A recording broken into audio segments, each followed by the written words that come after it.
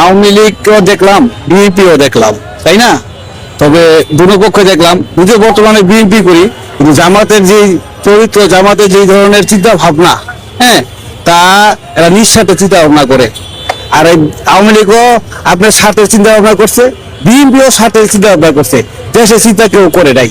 তবে যারা কোরআন শিক্ষা তাদের ভিতরে আছে, হ্যাঁ, এদের ভিতরে দুর্নীতি কমসে কম হবে না। এই জন্য কমসে কম আপনার বিএনপি করি, আপনার আওয়ামী লীগকে সমর্থন দিছি, কিন্তু মরার আগে যদি একবার দেখতে পারতাম যে জাতীয় পার্টি আপনি কি বলে এই জামাত ইসলাম ক্ষমতা আসছে, এদের চিন্তা ভাবনা একটু দেখতে পারতাম, তাহলে মরে শান্তি পেতাম।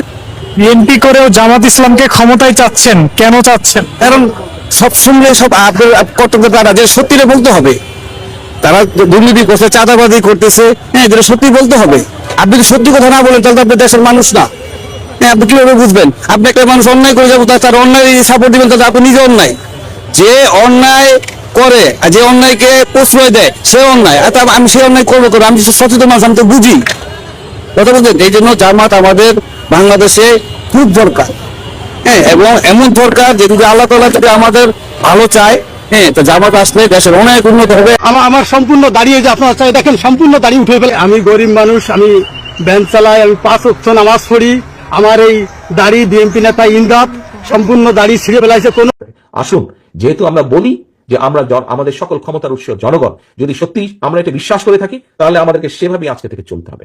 বিশ্বাস করুন, সকল ক্ষমতার উৎস জনগণ, এই কথা বলা হারাম, এ কথা বিশ্বাস করা কবিরা গুনাহ। সকল ক্ষমতার উৎস জনগণ, এই কথা আপনাদের বলে ওই সব ধুরন্ধর রাজনীতিবিদরা আপনাদের ভোট নেওয়ার জন্য আপনাদেরকে পাম দিয়ে ডানলপ টায়ার বানায়। সব ক্ষমতার উৎসকে নাকি জনগণ? আমরা কিন্তু এটাই শিখি, এদেশে আমাদেরকে রাষ্ট্রীয় ভাবে শিখানো হয়, এটা রাষ্ট্রীয় কুফরি। সকল ক্ষমতার উৎস জনগণ নয়, সকল ক্ষমতার উৎসকে উনি ক্ষমতার উৎস, তিনি ক্ষমতাশীল, মহা ক্ষমতাধর। সারা দেশে যারা এই বিশ্বাসে আছেন ক্ষমতার উৎস জনগণ, আপনার নামাজ, রোজা, হজ, দান, সাদগা সব মাঠে মারা যাচ্ছে। যারা বিশ্বাস করেন ক্ষমতার উৎস জনগণ, তারা এই বিশ্বাস থেকে বেরিয়ে আসেন, নয়তো আপনি মুশরিক হয়ে মারা যাচ্ছেন।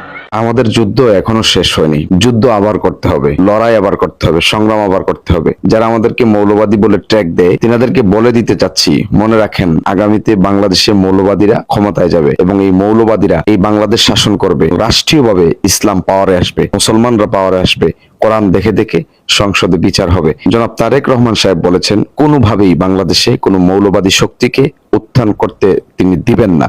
তিনার এই বক্তব্য তীব্র নিন্দা প্রতিবাদ জানাচ্ছি। বাংলাদেশের মতো একটা জায়গায় যেখানে 92% মুসলমানের বসবাস, সেখানে মৌলবাদী শক্তি থাকবে না মানে কি চাঁদাবাজিদের শক্তি থাকবে?